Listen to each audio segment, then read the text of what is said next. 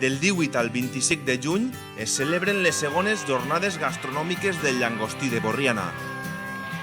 Una oportunitat per a la gent del poble i per a aquells que ens visiten de gaudir del fruit de la nostra mar, d'eixos xicotells tresors que creixen a les nostres costes. Bueno, pues eso es el 3 de mayo. Pues nosotros hicimos allá a les 5 de l'Esprà, fiquem la xarxa i quan se fa de nit comencen a eixir els llangostins i s'enganxen.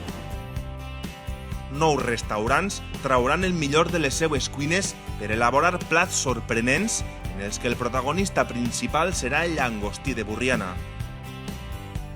Un crustaci que es pesca amb trasmai, una modalitat totalment artesanal i que aconsegueix que els productes arriben a les cuines en menys de 24 hores.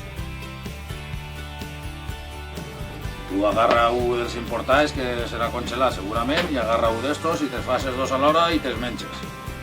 I després m'ho contes. U per u, els llangostins són desenganxats de la xarxa per agrupar-los en caixes de 2 quilos. Els seleccionen per tamanys i es porten a la subhasta, on els comerciants compraran el gènere per tal de fer-lo arribar als nostres plats amb màxima frescura.